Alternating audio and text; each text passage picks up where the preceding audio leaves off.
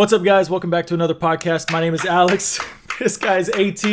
We got Aaron. Woo! Let's go, baby! Our biggest complaint for the last podcast was that, yes, we are a gaming channel, and we didn't really talk about video games last time.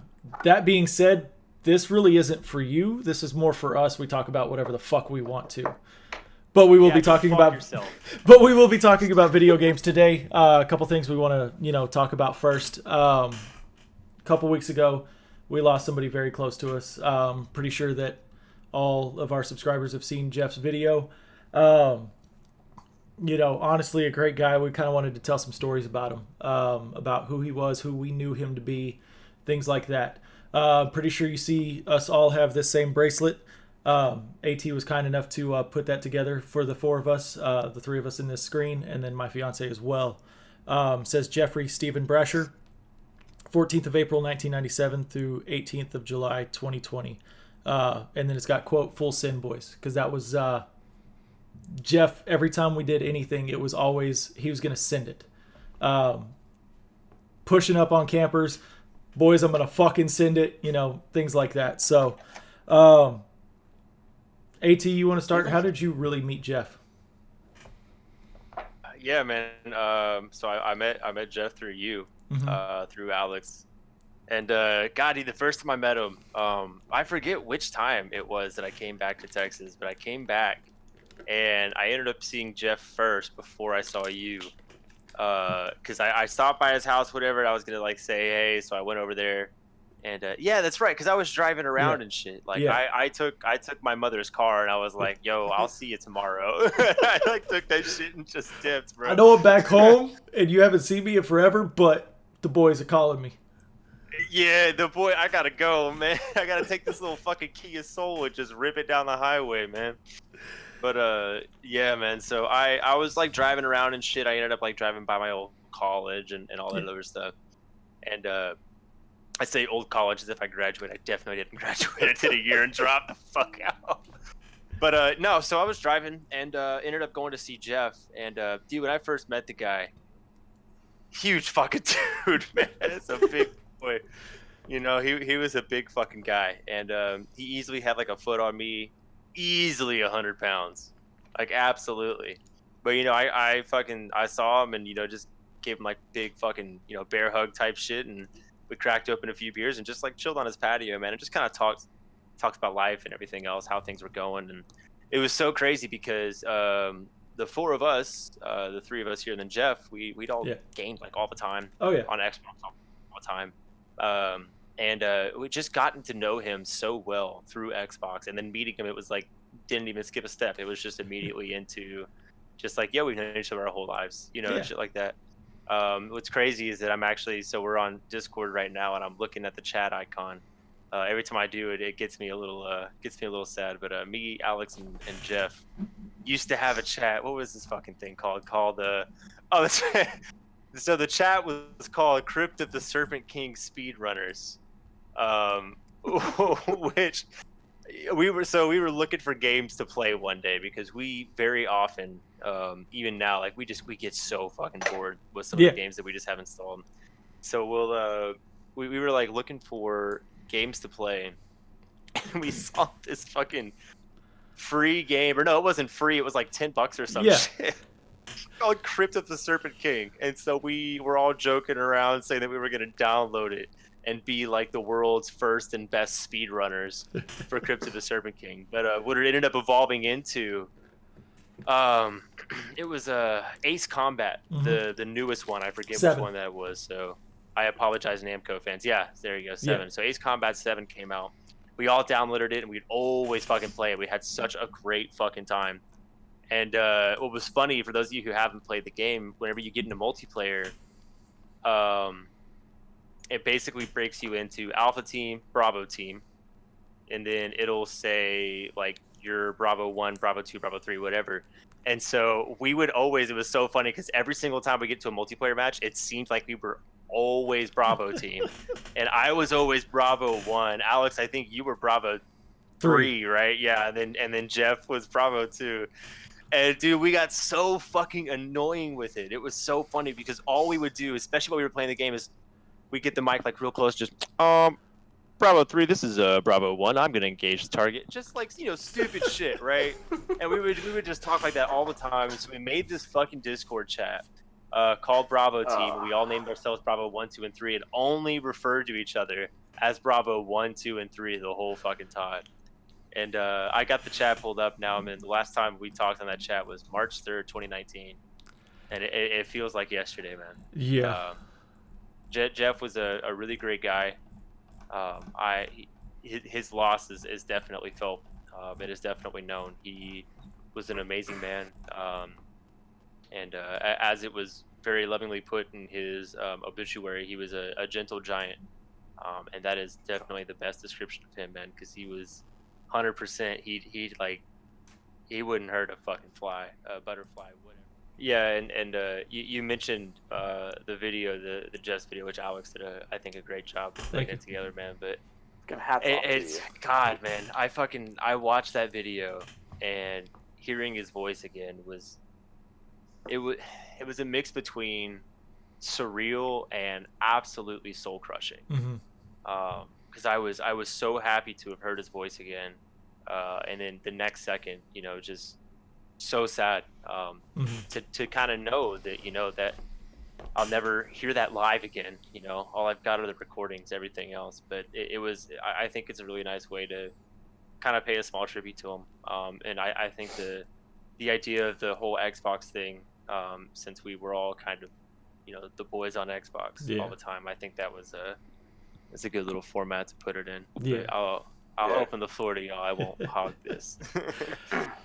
Aaron, how did you meet Jeff? Bro, I met Jeff the same way AT met him. I met him through yo ass. Plain and simple. But instead of it just being more of the Xbox side of things, it was... God, this is gonna kind of... Met him through Renegade Car Meets. Yeah.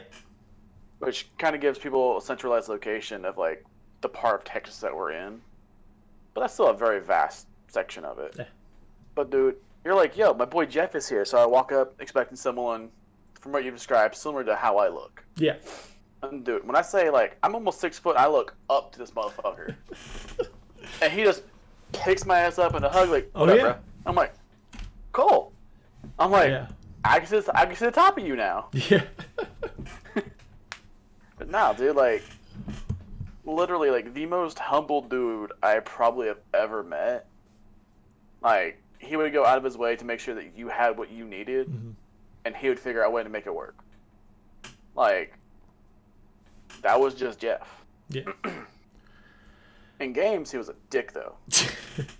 But down, he would no, that's not true, man. You could see through that first fucking clip of Jeff's video that I was the dick. Because I was the one who threw the fucking, what was that? That damn Wonder Bomb, whatever the fucking Sea of Thieves that went flying off the ship. Yeah, because me and Alex were both just like, yo, dude, what happened? Who shot you? There's no ships around. He's like, what the fuck? Somebody shot me. I was just trying to make chicken nuggets. Yeah, man. He's like, oh, man, that I was my favorite chicken quote from nuggets. Oh, fuck, man. He sounds so upset about the chicken nuggets. God, Alex, you remember making that video, man? It was literally, it became Fishing Simulator. Yeah. It literally did, because we were just like, oh, dude, you could fucking fish and see a thing. Because I think, if I remember it correctly, like, the whole idea was like, Jeff got on and we were like, hey, man, we're like literally about to record a video. I think it was just going to be you and me, Alex. Yeah. And we were like, yeah, we're literally like just about to record a video. And he just immediately was like, oh, yeah, fuck yeah, I'll help out if y'all want me to. We're like, yeah, of course.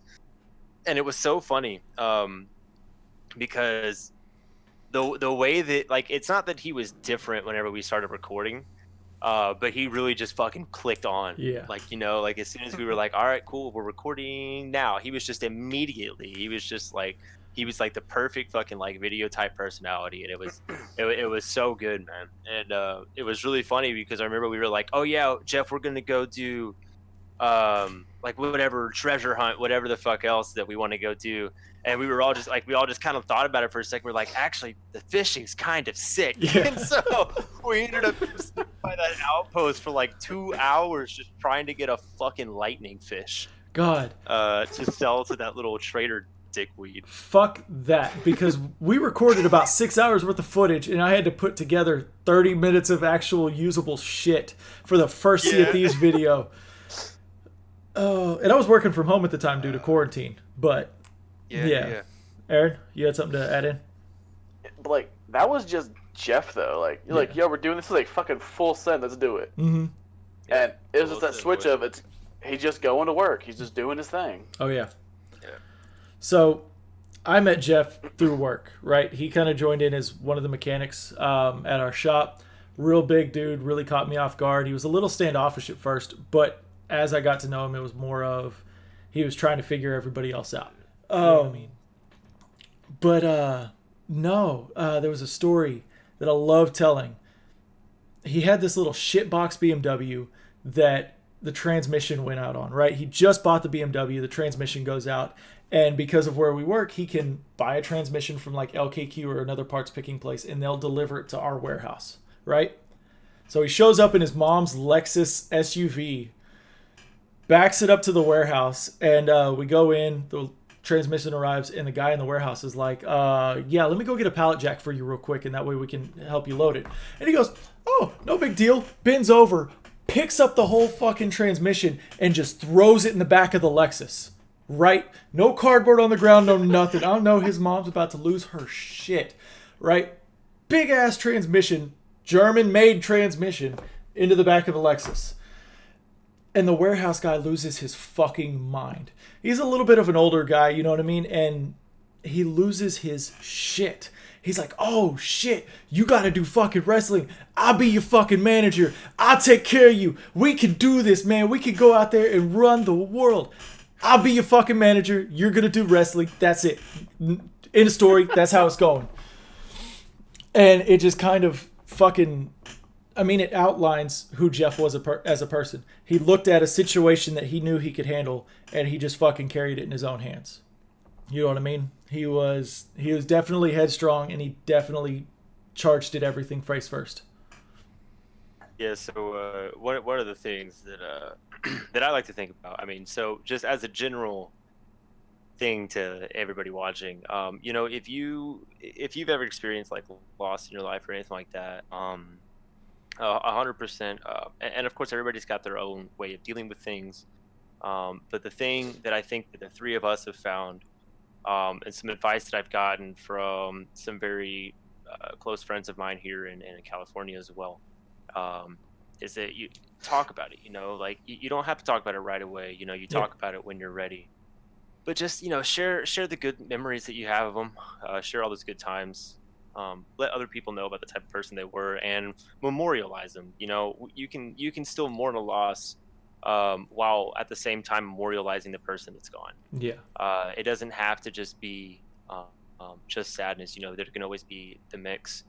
And then on top of that, you know, if you're having any, I'll just be blunt about it. If you're having thoughts about killing yourself, if you're having thoughts about committing suicide, you think that it's not worth it, anything else, you know, reach out, 100% reach out. You know, I think that a lot of people have experienced it before, and they probably feel like, oh, it's weird if I tell somebody about it, because then they're gonna go report me to somebody, or they're gonna do this, or gonna do that, or they're not gonna look at me the same. I don't think that's true. In my experience, it hasn't been true. I'll just kind of share a little bit about myself back in like high school. You know, I struggled a lot with those things, and you know, I always thought the same things, where I was just like, you know, nobody will really listen to me, nobody will look at me the same. This and this and this. People think I'm just doing it for attention, whatever else. But the fact is that obviously later on in life, because I didn't really talk about it in high school, because I was a stupid little fucking 16, 17-year-old, super angsty. But later on in life, when I actually opened up about it a little bit, you know, I got a lot of really positive responses. A lot of people kind of have the same type of experience and things like that. So just know that you're not alone in the world, you know. And I mean, shit, if you feel like you've got nobody to talk to, fucking talk to one of us, man. Yeah. Talk to me especially. I've got nothing to fucking do ever. And I've gone through it countless fucking times, man. You know, to this day, I still struggle, not solely with suicidal thoughts anymore, but I still struggle with existential crises and depression, things like that. So if you really feel like you've got nobody else to reach out to, we can get you, man. We're all in this together, and just just stay safe and take care of yourself. But so for those of you who don't know or don't watch this show, BoJack Horseman on Netflix is probably one of my all-time favorite shows. You kind of see yourself in a bunch of the characters. It's a really interesting show. I won't go too far into the show itself. It's really just one episode I want to talk about. And that one episode is actually dealing a lot with death, which is really, I think a lot of us can agree, something that is very much in like the unknown realm for a lot of us. Like, what happens, all these different things. And granted, those views can be influenced by religious views, just overall life experience, whatever else. But one thing that I've kind of kept in mind that has really kind of helped me, it ties in a lot to the scene. So basically in the scene, the character who is like basically on the brink of death, they are basically sitting at a dinner table with all of like the close friends that like they've lost over the years and all that, and they're basically just all kind of like reminiscing, like, hey, what's the best part of being alive, what was the worst part, and this and this and this, and they're all kind of talking, and they move into like this stage room or whatever, and everybody there basically gets a turn to quote perform, which is basically the summation of like who they were as a person. They kind of display that on the stage, and they fall into the abyss of basically what represents death. Mm-hmm. And so that's one of those things that I've always kind of thought about that was really interesting to me, but also just very kind of very comforting, I guess, to think about. Is that death isn't necessarily just some meaningless emptiness. It can be something good. To where, hey, maybe, whenever you do die, or whenever somebody that you love dies, they actually get to be with the people that they lost or the people that they love or whatever, in some way, shape, or form.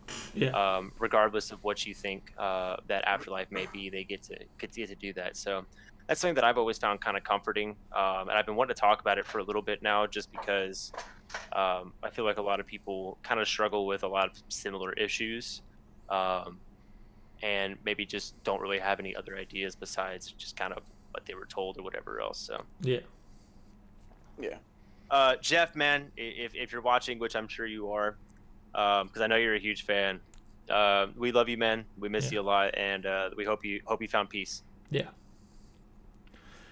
All right, so I know we kind of dropped some heavy shit on y'all. We're gonna go ahead and tie into the rest of what we wanted this video to be about. You know what I mean? We haven't really had the ability to really talk about this. So it's been nice to kind of be there for each other because he was a brother of ours. So we're moving on to, well, I guess this is a gaming channel. Let's talk about games. Fuck yeah. We talk about what we want. I know we're a gaming channel, but this isn't for y'all. This is isn't for us. For you. This is for us. Like, again, like this dude over here lives too dang far away to see him every day. Yeah. Yeah, it's true. Yeah, man. Also, if y'all came here for gaming, that seems like your problem, not ours. So if you came here for some gaming talk, you might as well click away now. The video is... I didn't show y'all this one yet. It's having a sweet ass mustache is half the battle. Oh fuck yeah! Too bad you got rid of yours. Bruh, you got rid of the pedo stash. I'm so thankful for it. It's Uncle Rico stash. Motherfucker, my stash is dopey shit. Real quick, for those of you that play a lot of video games, you probably heard that Anthem was a huge game. This was, what, 2 years ago now? Yeah. So, Anthem was a beautiful, and whenever I say beautiful, that's a complete understatement, game. They spent so much time on the visual effects for this game. It was like they didn't put any effort into the story or the gameplay. And I gotta be honest, that was kind of right. I mean, it was open world. The flight systems that they designed for this game was great. The looting system was awful. The repetitive ass missions felt like you've been playing Skyrim for 2 years, but the game's only been out for a month and a half. I mean, if that fucking clicks. I mean, because Skyrim, you start doing the same shit over and over and over. Hey, raid this cave, raid this village, do this shit, collect this shit. It's all the same thing. Anthem was like that almost from day 2. I mean, yeah, they threw out new bosses, new maps, shit like that, but it still felt like the same fucking motions. So the player base has fallen off quite a bit. I hopped on there a couple days ago just to see if I could matchmake for a stronghold, and I sat in matchmaking for 20 minutes, and then it just was like, sorry dude, you're on your own. I know you chose the hardest difficulty, but you're on your fucking own. My bad. So the BioWare devs and the new game director has tweeted out saying that they're going back to the drawing board with Anthem, which is finally a fucking relief, because everybody was so hyped up for the game. They delayed it. People started falling off. But when we played the beta together, it was the open beta or the closed beta first, and then the open beta. And when the game came out, it was still great to start off with. I was gonna jump into what you were saying. I was like, that beta was fucking amazing. Oh yeah. And I was gonna fucking. You were gonna shit on it? I was gonna compare this fucking game to Ghost Recon.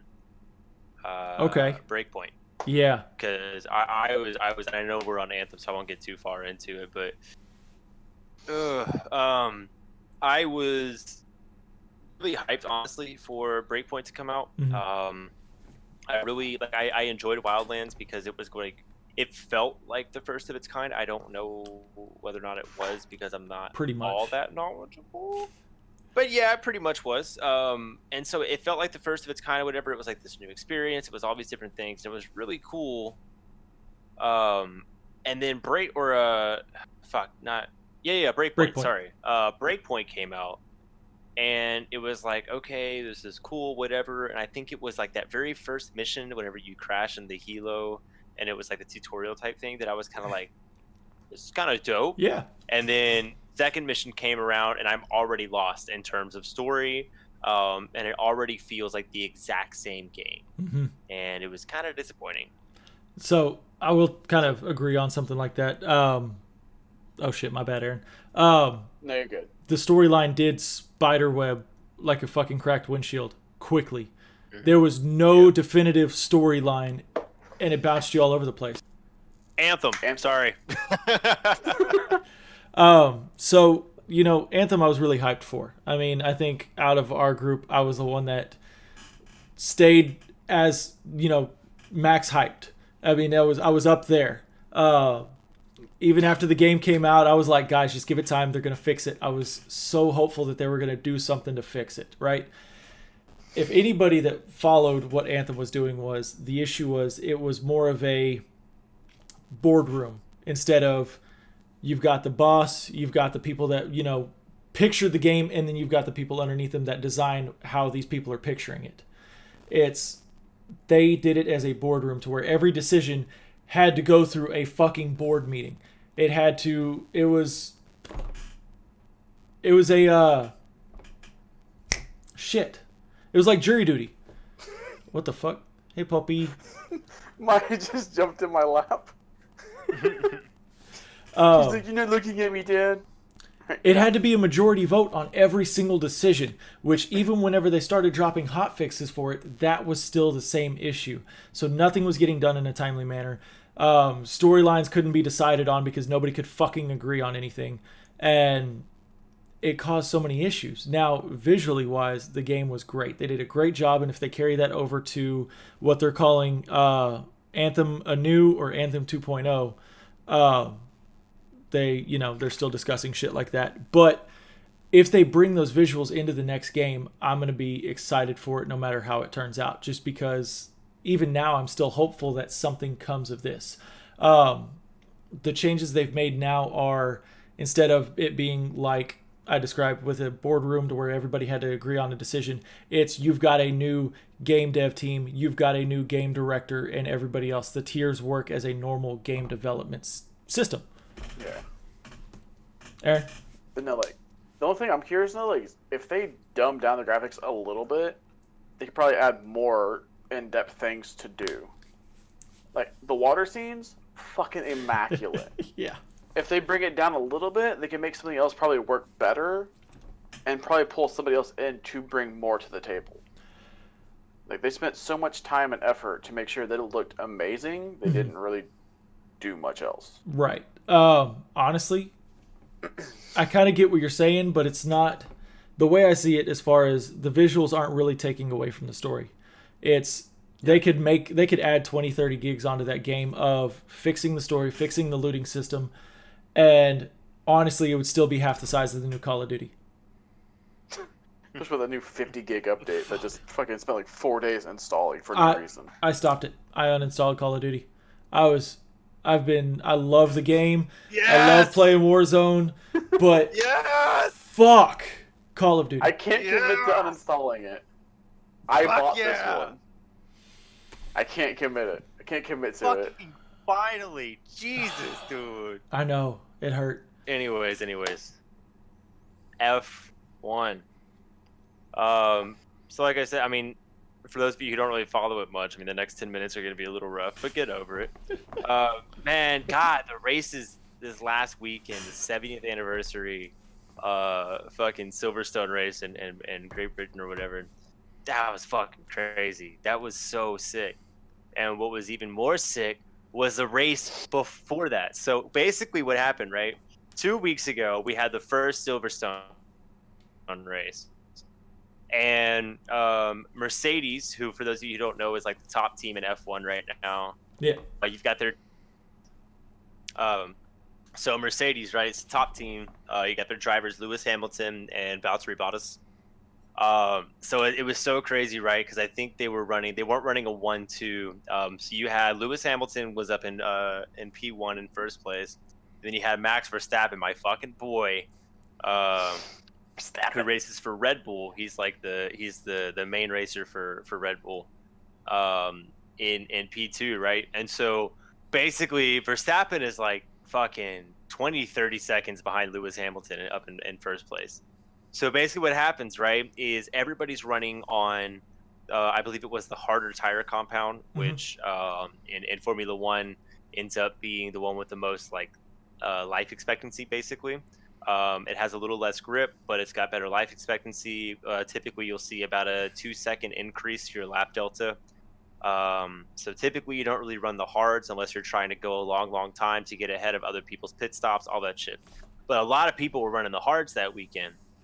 And basically what ended up happening, so Lewis Hamilton's teammate, Valtteri Bottas, I don't know how to say his last name correctly. I always want to say it like the fucking commentators. They go, Bottas. But I don't want to do that. So that dude, Valtteri, so I forget, I want to say he was in like P3 or P4, I want to say. And he starts complaining about this vibration in his wheel, which is never good, especially if it gets to a certain point. And he was saying something about like, oh, the tires are getting away from me, whatever else. And they were just like, oh, just stay out. It's all good. Stay out. All of a sudden, he starts seeing blistering on his fucking tire. And oh man, that motherfucker came off. The tire, the carcass of a tire it was here right in the rim. The carcass of a tire just went bloop, and just Okay, that shit just exited the building. That bitch came off. Motherfucker still managed to finish the race though. That shit was great. Oh no shit. Damn. But yeah, so that happens, and what's crazy is that fucking Lewis Hamilton, right? So he hears about his teammate just lost his fucking tire, basically. They've both been out forever on these hard fucking tires, right? They're trying to just get to the end of the fucking race. They start seeing blistering on his tire for like the last few laps, but they're like, hey, don't worry, we think there's still grip, it's all good, there's grip under the blister, once they wear away you'll be fine, whatever. Lewis Hamilton, man, oh shit, this dude, last fucking lap of the race, his front left tire does the same thing. It just fucking disintegrates, basically. The carcass is done. So you just got this tire just on a fucking F1 car, man. This dude, Lewis Hamilton is scary calm. Like, holy fuck. So imagine being in an F1 car, which ends up topping out sometimes at about 200 miles an hour. In this fucking F1 car, right? And you're racing, and all of a sudden your tire is gone. Lewis fucking Hamilton, his radio call is just, yep, okay, there goes the tire. Tire's gone. So fucking calm, dude. Did not give a shit. Like, That well, motherfucker, he is stone cold, man. Absolutely insane. So you hear the radio call where everybody goes, yep, that's the tire. Tire's gone. And he fucking still goes. And he crosses the fucking line. Max Verstappen, who was 20, 30 seconds behind, closed the gap to 5 seconds. No shit. 5 seconds behind Lewis shit. Hamilton. Lewis Hamilton is coming across the line, and fucking Max Verstappen's coming around the last corner, and you can see him on the broadcast angle. It's at the end of the straight, and you can see Lewis Hamilton coming over the line with his fucking tires going. Fucking Max Verstappen coming around the corner, just going, I got it, fuck. Dude, I can't God, imagine it was being such- Verstappen and losing like that. I know, dude. It was such a great race, so good. And then what really sucked though, Carlos Sainz, who was my favorite driver, he is on the McLaren team. Mm-hmm. His fucking tire ended up falling off too last lap, but I think he dropped from like P5 to I want to say like P12. Jesus. Fucking sucked, man. Yeah, it sucked. And he lost a tire, and it was just race was done. No What's points. up with these hard compound tires, though? Well, so it wasn't that, right? It was a combination of a lot of things, but I think a lot of it had to do with the temperature, because it was kind of a hotter one. So the temperature, I think, degraded a little bit faster. But so here's the crazier part, right? So because of COVID, F1 isn't doing any fans, at the races, obviously. Yeah. And sometimes they have to double up on races to fill out their schedule. Because they had to cancel a few. It sucks. They canceled Australia, which is one of my favorite Grand Prix, and they also canceled Race of the Americas up in. They have Race of the Americas up in or down in Texas, I should say. It's down in Austin. Mm-hmm. So they had to cancel that one. They canceled a few more. But Aaron had something to say first. I guess you're just so important. I'm just curiosity. Are they doing what like the NBA is doing, using like cardboard cutouts, so like the drivers still feel like they're accomplishing something? No, but that would be great to see cardboard cutouts of fans doing this up in the fucking grandstand of a fucking Silverstone Grand Prix. No, so what they are doing, they need to be on pistons so they can do the wave.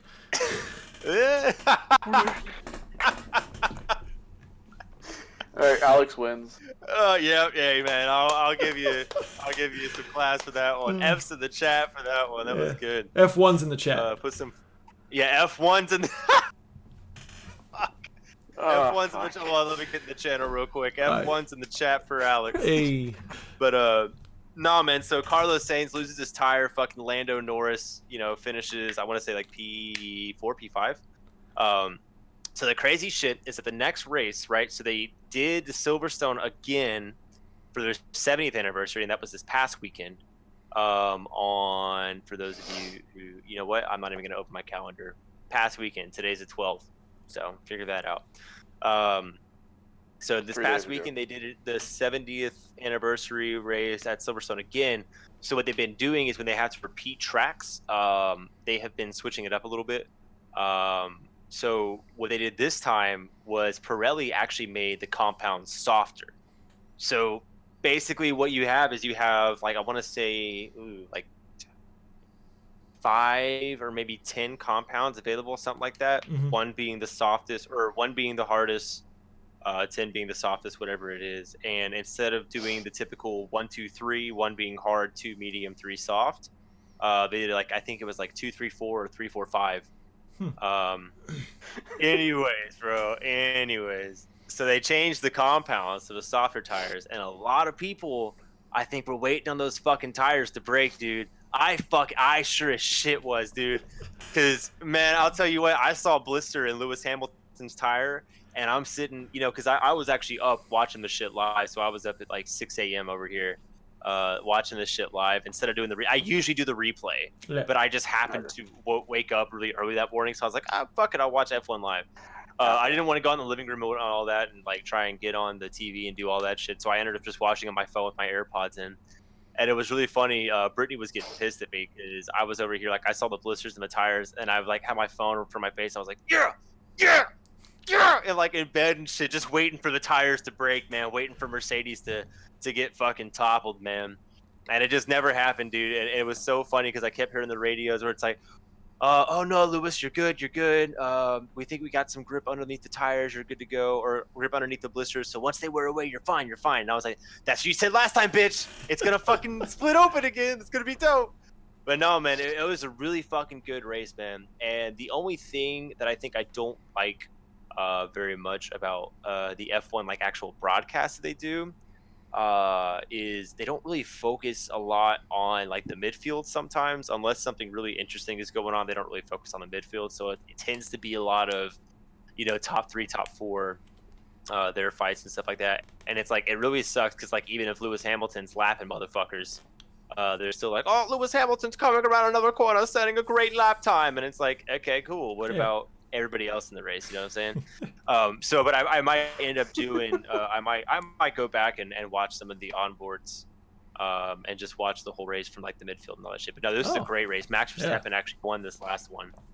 That was a hell of a finish. That was really fucking cool.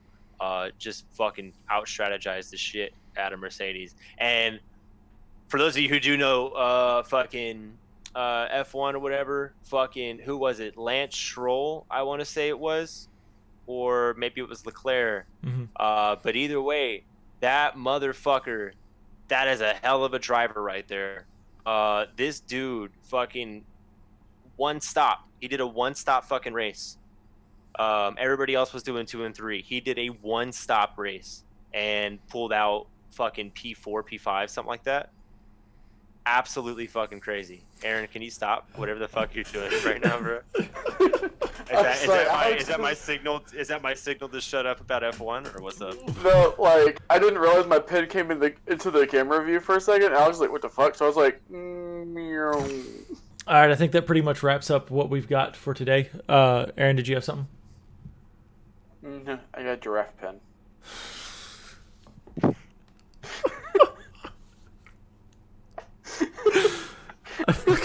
I hate it here. I hate this place. Would you like the wolf better or the giraffe? I'd prefer you to talk like a normal fucking human. There are T's in those fucking words, man. You're missing letters. Wolf and giraffe? No, dipshit. I was like, where's the T? The wolf better or the giraffe? That's what you sound like, bitch. Fuck, man. Hey, you and Brittany would get along really well. You know how I know that? You want to know how I know that you and Brittany would get along very well? Because Before you Brittany tell me the answer. No! Before you tell me the answer, it's because she always answers me the same way you introduced me. What up, dumbass? I mean, yeah, that too. But anyways, you know how I know that you and Brittany would get along very well? It is because recently Brittany took an online quiz trying to figure out if she had autism or not. And I'm not saying she has autism, but she did rate on the scale. It is a possibility.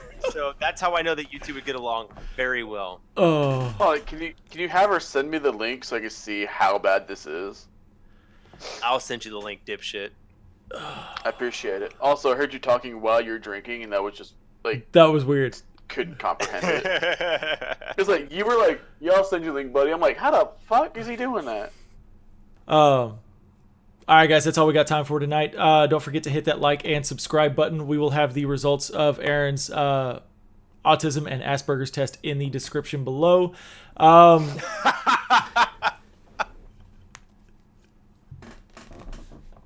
Don't worry, guys. It's only 50 questions. Give me like a week to figure out how to do this. Don't worry, my vote is it's 100% positive on both. He's got to review his Hooked on Phonics lesson before he can read the autism test. I asked my parents so many times so I could have that. They go, "No, we can't afford it." This bitch don't even know how to read.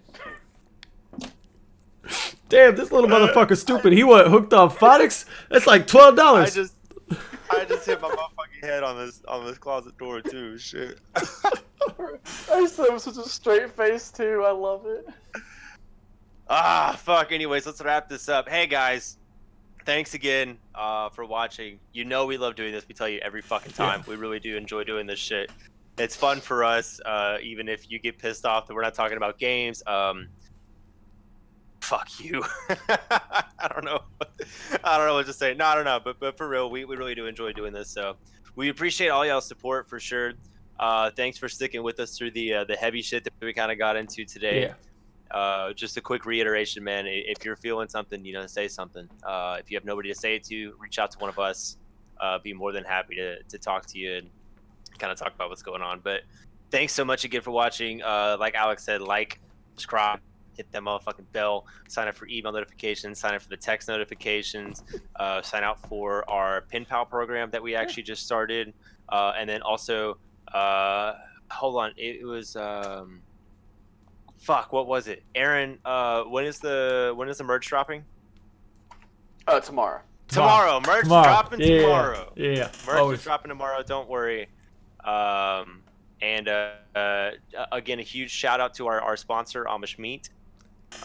Just want to give them a quick thank you for being our first sponsor for this podcast. So we really appreciate it. For those of you, it's about that right there for the Amish Meat. There you go. That's about your size comparison for what you'll be getting in the mail. It is a subscription service. It is $49.99 a month.